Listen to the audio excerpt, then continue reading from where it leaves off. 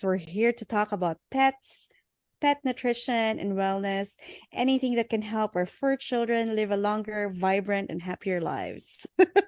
All right. Yeah. Welcome to Vital Pet Vital Life Pet Life. Podcast.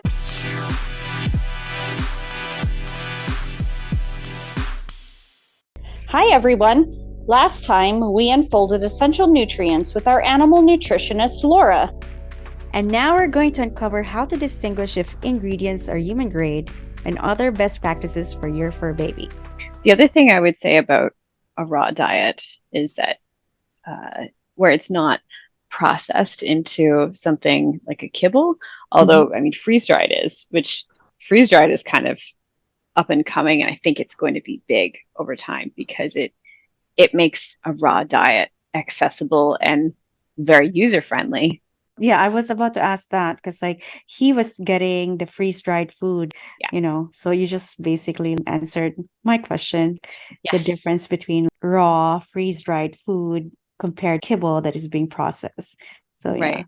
Yeah. that's cool. That's really good. I don't know how it's being processed with the food being freeze, but it's good to know that the nutrients are staying in, right? They're maintained much more than, let's say, a kibble would be, for sure.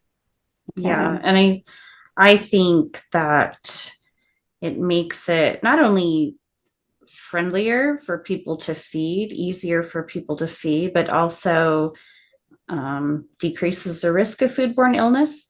That Yes. was one risk that I always discuss with people, clients when they asked me about raw food, is that I would just be worried about the pet getting foodborne illness as well as the people preparing it. And, you just have to be super vigilant about washing the bowls, washing your hands, because they can get food poisoning just like we can. Exactly. Yeah. I've seen people like really prepare it. I remember there's this woman in South Africa that was feeding her dogs with raw meat and she puts our oil into the food, but my God, like it takes a lot of hours to prepare it. Yes. Have the meat rounded up, adding all the additional supplements, and she has to pack it just like a prep food that she was doing for Yeah. dogs for the next day.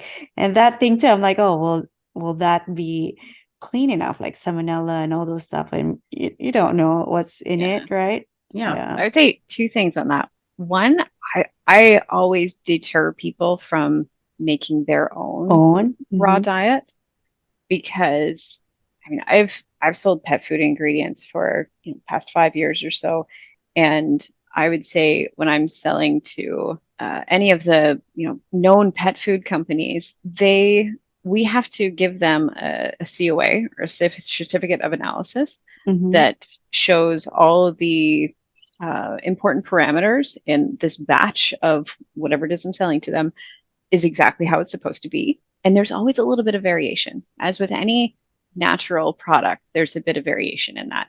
And we've kind of made a promise to them as a supplier that that variation will be within a very small range. And lots of those companies actually spot check and they do their own testing as well, just to make sure that it is what we say it is. And that is so important because when that pet food company puts that ingredient into their pet food, that ingredient is imparting benefits to that pet food that have to be there, like absolutely have to be there. And they undergo that testing to make sure it is there. And like I said, from one batch to the next, this could be a grain ingredient. This could be honestly just a meat ingredient. The level of iron in a chicken breast, for example, can fluctuate. But if a whole batch of chicken goes into a dog food and it doesn't have the appropriate level of iron, for example, that whole batch of dog food that might be the dog's sole source of nutrition is going to be deficient. And so, when the, big dog and cat food companies that where a bottom line is very important and they are still testing every single one of their batches, I feel like that's just indicative of how important it is. That variation is there. We know it's there and we need to plan for it. Whereas if you're making your own dog food at home, you can't do that. Right. Right. Yeah. Scary to me. Yeah. I've had clients who cook the meat, they add some multivitamins, they add kind of a smattering of vegetables, this and that, but you're still going to have a deficient diet, honestly, if it's not formulated. I think if you're vigilant and you go through a veterinary nutritionist and you get, a recipe that's formulated properly, then you can, with some work and vigilance, you can feed a well-balanced homemade diet. But yeah, like you said, if someone's formulating that on their own, it's dangerous, honestly. I think it's almost always leads to nutritional deficiencies. Absolutely. The other thing I will say is when it comes to raw diets and the safety in terms of foodborne illnesses, there are quite a few companies now that are doing some sort of pasteurization that doesn't going to eliminate that risk or significantly, I'll say, minimize the risk of foodborne illness without destroying all the nutrients. So high pressure pasteurization is an example of that. And there are a number of very recognizable brands that use this strategy. And it's basically that the food is put under extremely high level of pressure that kills any sort of bacteria. The only caveat to that is you're killing the good bacteria right along with the bad ones. So maybe you lose a little bit of that gut health benefit. I would say that if I was going to switch to a raw food diet for my dog, that's probably the route I would go, because then it's formulated by professionals and people that have some accountability to it being done properly. And it has that pasteurization step. So it's going to help with salmonella and all that sort of thing that we're worried about.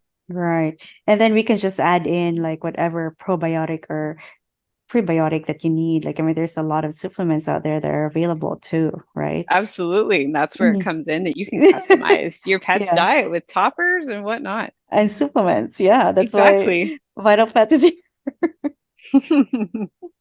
So there's another, like, for budget conscious parents, I mean, what are the main things that they can add to their pet's diet other than supplementation, like oil? I mean, we talk about that.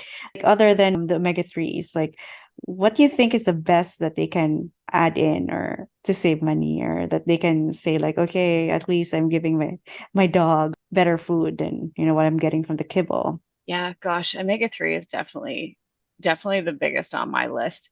Another thing that I like to do with my dog is I do actually add in a little bit of freeze-dried raw.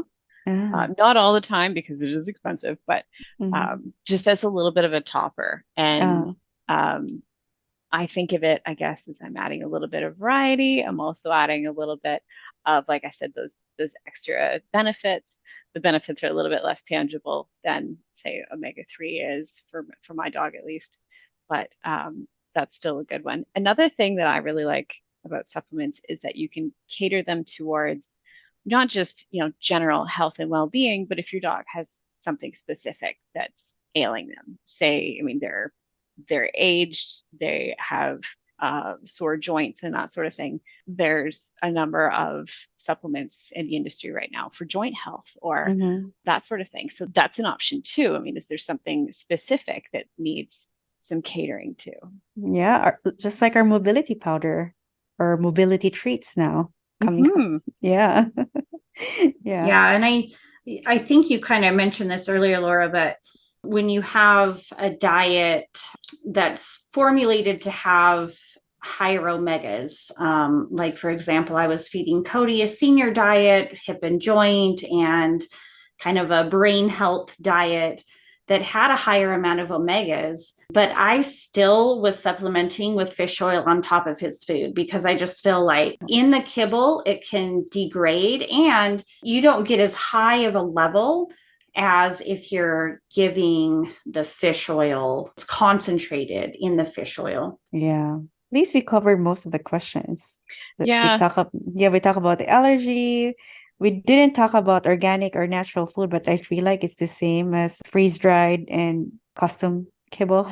It's not really, though.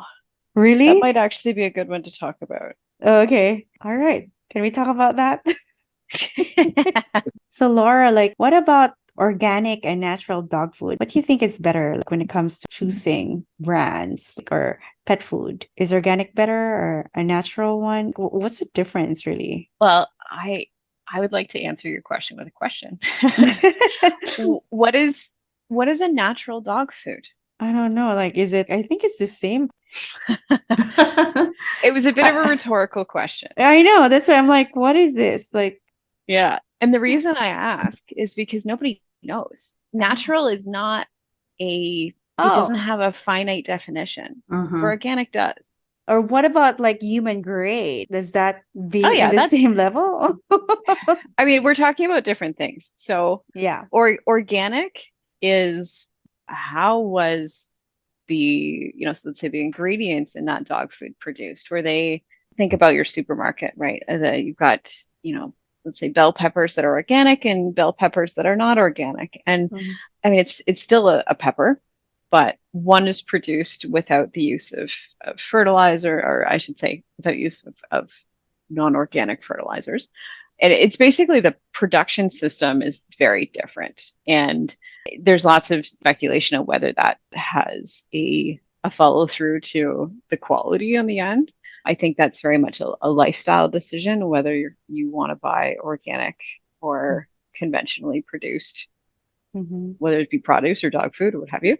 Natural dog food, having said that, is, like I said, there's not really a finite definition. Can I say like maybe natural? Like when you said natural or when I say natural, what comes through in my mind is like those dog food that doesn't have any meat in it. It's all vegetarian. I have no idea, but that comes up through my head, like natural. Right. Like, yeah. So yeah. Natural is more of a marketing term that's used to impart a feeling to the consumer that this is, maybe it's clean, maybe it hasn't used chemicals, maybe it's not processed, but it's not really something that, like, organic goes through a certification, and it either is or it isn't. Natural, on the other hand, is kind of open to interpretation. Okay, got it. What about human grade? So human grade is an interesting one. I can see it being, so basically we'll say pet food manufacturing facilities do have quite a rigorous process in place in terms of cleanliness and the different stages of manufacturing that could cause issues, whether that be food handling, that sort of thing. In pet food manufacturing, there are procedures to follow in order to control things like foodborne illnesses. The main difference between a pet food manufacturing facility and a human food manufacturing facility is the sort of those policies. They're very, very close, but human grade is just slightly more strict. And that strictness could be even just the material that a conveyor belt is made out of is a certain kind of plastic, where in pet food, it's still going to be a plastic conveyor belt, but the type of plastic isn't quite so strict. So human grade would be slightly more rigorous in terms of food safety, but that difference is really minute. Oh, okay. So again, it could be just a marketing ploy. It is, but it is actually a difference. It's not like natural where it's open to interpretation. That is actually a tangible difference between the quality of pet food versus the quality of human food. And I could see human grade being especially attractive to people maybe with young children and toddlers that like to get their fingers into the dog food bowl.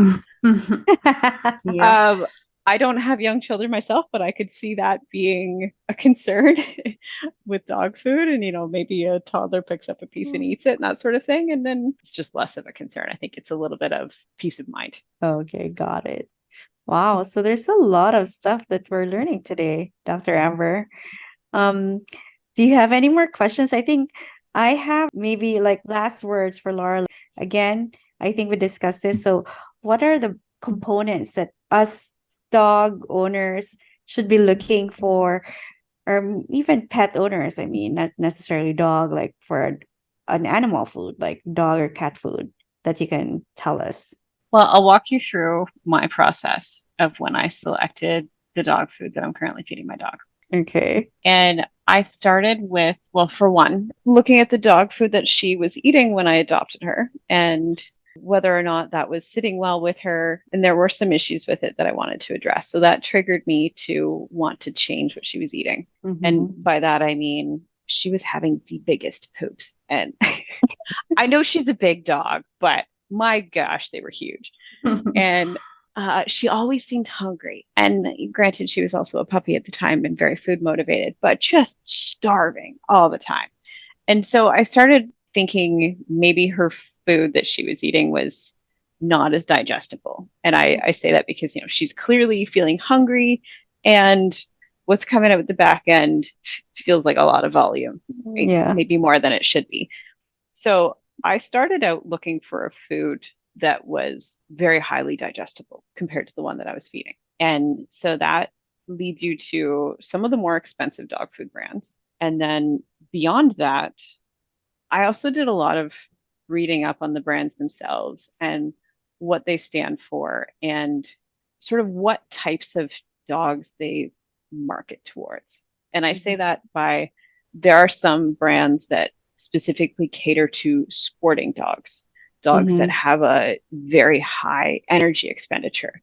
And I have a Mastiff. She does not need that kind of food. She doesn't have a lot of energy. So I know that sort of food might be suited to a hunting dog or a racing breed, that sort of thing. So that's steer away from that one for me. And then I found a brand that I really connected with, and they specifically have sustainability in mind. That's really top of their priority list, which matches my priorities. And then other things about, using as minimal processing as possible. I still do feed a kibble, but minimalizing processing then means that digestibility is a step higher.